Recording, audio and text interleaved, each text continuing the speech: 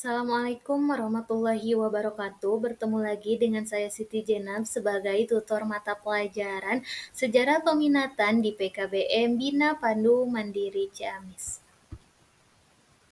Pada kesempatan kali ini di kelas 11 semester 2, saya akan membahas mengenai strategi pergerakan nasional.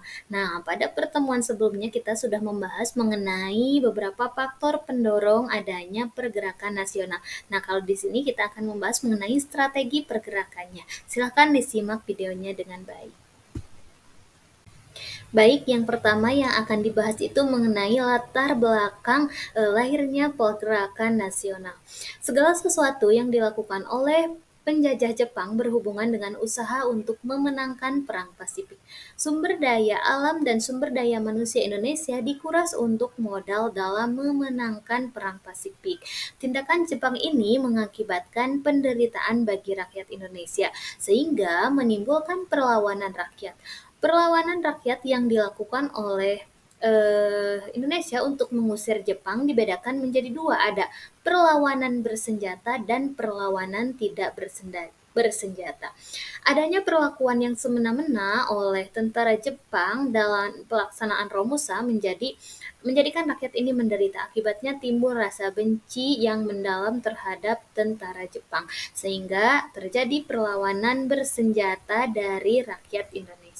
Di antaranya di sini kita akan membahas mengenai perlawanan bersenjata dan tidak bersenjata. Yang pertama yang akan dibahas itu adalah perlawanan bersenjata terlebih dahulu. Yang pertama ada perlawanan bersenjata. Perlawanan bersenjata yang pertama ada dari rakyat Aceh. Perlawanan rakyat Aceh pada Jepang itu terjadi dua kali, yaitu perlawanan di bawah pimpinan Tengku Abdul Jalil dan Tengku Hamid. Perlawanan di bawah pimpinan Tengku Abdul Jalil terjadi di daerah Kotfling pada 10 November 1942.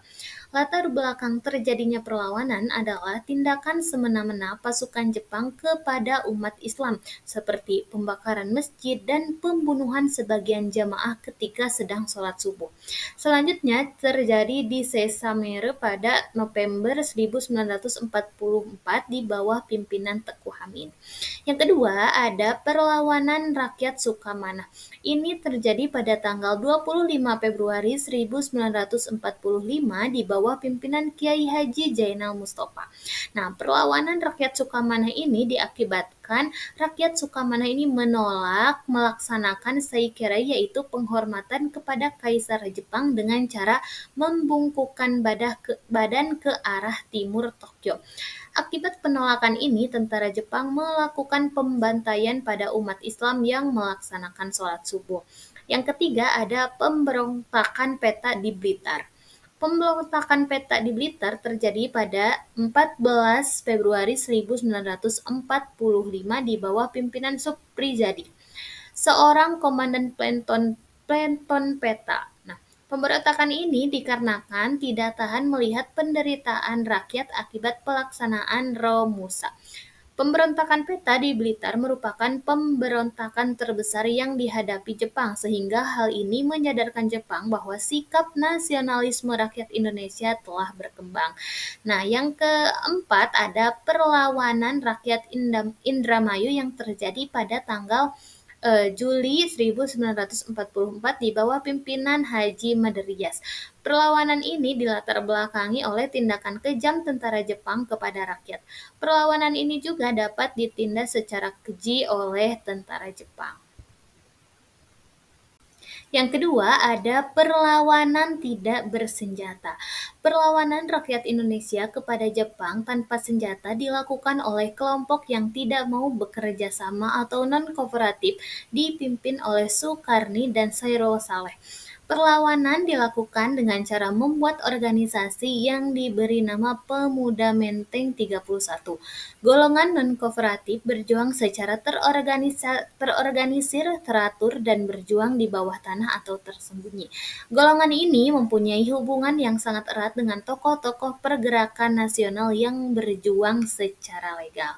Dalam perkembangannya, golongan ini menolak bahwa kemerdekaan Indonesia merupakan pemberian dari Jepang, sehingga mereka mendesak Soekarno-Hatta untuk memproklamasikan Indonesia tanpa menunggu aba-aba dari Jepang.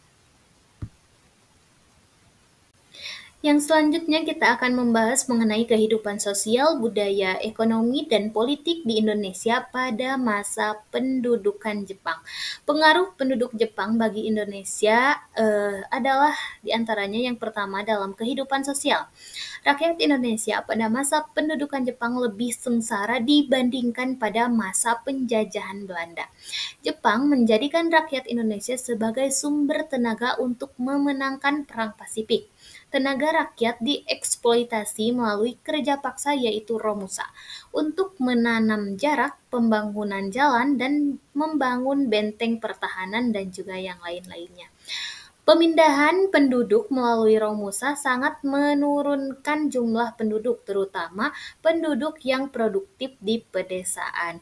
Keadaan ini menjadikan desa kekurangan tenaga kerja, sehingga lahan-lahan pertanian tidak tergarap, yang tentunya mengurangi hasil pertanian. Penduduk banyak yang mengalami kelaparan.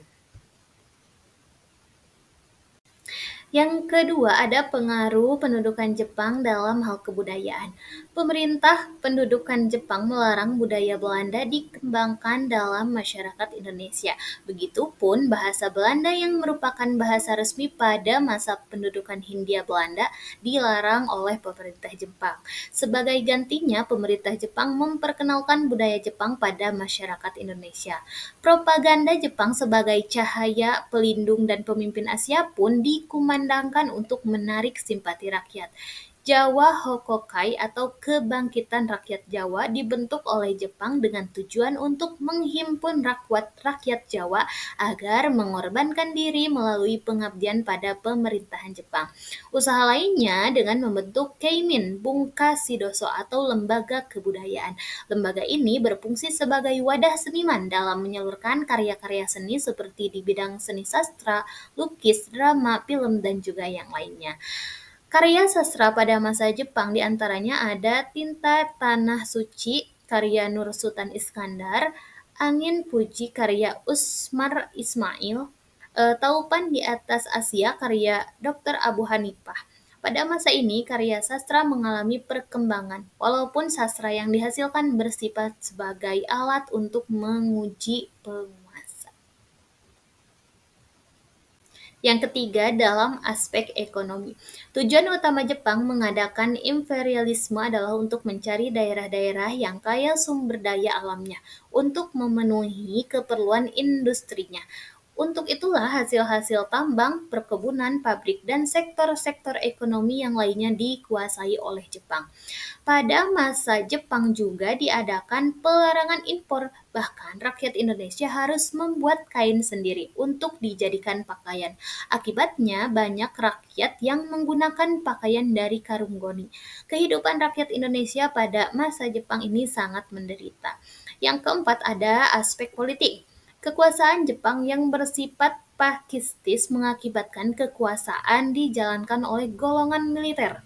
Kekuasaan Jepang di Indonesia juga dijalankan oleh gubernur militer yang dinamakan Gunseikan, dan wilayah di Indonesia juga dibagi menjadi beberapa wilayah militer untuk membantu Jepang dalam menjalankan pemerintahan di tingkat pegawai pemerintah, diangkat pegawai pemerintah. Pada masa Jepang juga diadakan larangan bagi rakyat Indonesia untuk melaksanakan kegiatan politik.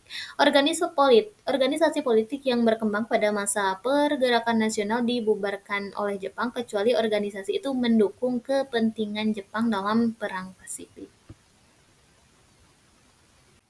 Yang selanjutnya ada dampak kehidupan bagi Indonesia atas penjajahan Jepang.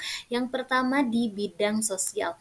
Komunikasi di Indonesia mengalami kesulitan baik komunikasi antar pulau maupun komunikasi dengan dunia luar, dikarenakan semua saluran komunikasi dikendalikan oleh Jepang. Semua nama kota yang menggunakan bahasa Belanda diganti dengan bahasa Indonesia. Indonesia. Akibatnya pula, selama masa pendudukan Jepang, kehidupan sosial masyarakat sangat memprihatinkan. Penderitaan rakyat semakin bertambah karena segala kegiatan rakyat dicurahkan untuk memenuhi kebutuhan Jepang dalam menghadapi musuh-musuhnya. Terlebih lagi, rakyat dijadikan romusa atau kerja paksa, sehingga banyak yang jatuh korban akibat kelaparan dan juga penyakit. Yang kedua, di bidang ekonomi. Dalam rangka menguasai sumber-sumber ekonomi Indonesia, Jepang menyusun beberapa rencana, di antaranya tahap penguasaan, yaitu menguasai seluruh kekayaan alam termasuk kekayaan milik pemerintah Hindia Belanda. Yang kedua, tahap penyusunan kembali struktur ekonomi wilayah dalam rangka memenuhi kebutuhan perang. Dalam tahap ini, kegiatan ekonomi diarahkan untuk kepentingan perang sehingga seluruh potensi sumber daya alam dan bahan mentah digunakan untuk industri yang mendukung mesin perang. Jepang menyita seluruh hasil perkebunan, bank, perusahaan-perusahaan penting yang ada di Indonesia. Akibatnya, bahaya kelaparan melanda di berbagai daerah dan timbul berbagai penyakit yang mengakibatkan angka kematian meningkat tajam. Yang ketiga, ada dampak kehidupan Indonesia di atas Jepang dalam bidang budaya.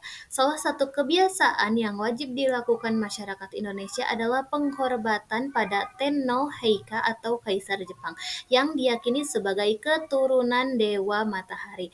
Penghormatan kepada Kaisar Jepang tersebut dilakukan dengan cara membungkukkan badan terhadap Tenno ke arah matahari terbit yang disebut dengan Seikere. Nah, ini juga sudah dijelaskan bahwa tradisi ini ditolak oleh Kiai Haji Zainal Mustafa. Salah satu dampak kebijakan pemerintahan Jepang di bidang budaya adalah perkembangan tradisi kerja bakti secara massal yang disebut dengan Kinno-roshi. Yang keempat, pada bidang militer. Kebijakan pemerintahan Jepang di bidang militer pada masa pendudukan dilakukan dengan membentuk badan-badan semi-militer untuk membantu Jepang yang semakin terdesak oleh sekutu dalam Perang Pasifik. Memasuki tahun 1943, Jepang semakin intensif mendidik dan melatih pemuda Indonesia di bidang militer. Organisme militer yang dibentuk Jepang adalah Seinendan, Keibondan, Pujinkai, Hizbullah, Barisan Pelopor, Heiho, dan Peta. Dampaknya, pada masa pendudukan Jepang, rakyat Indonesia mendapatkan banyak manfaat di bidang militer. Mereka dapat kesempatan untuk berlatih militer, berbaris, latihan menggunakan senjata, dan sebagainya.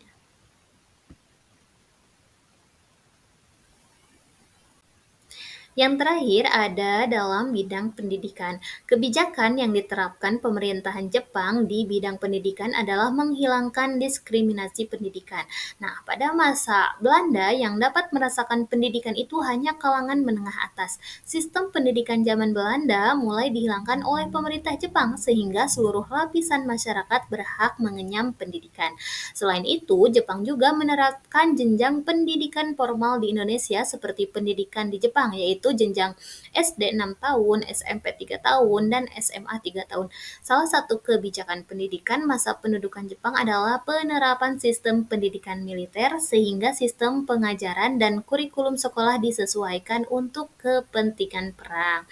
Tujuan sistem pendidikan pemerintah Jepang adalah untuk mencetak kader-kader yang akan digunakan untuk kemenangan Jepang pada Perang Asia Timur. Sekian materi yang dapat saya sampaikan pada pertemuan kali ini. Mudah-mudahan dapat bermanfaat dan jangan lupa untuk mengerjakan penilaian di link pembelajaran daring. Wassalamualaikum warahmatullahi wabarakatuh.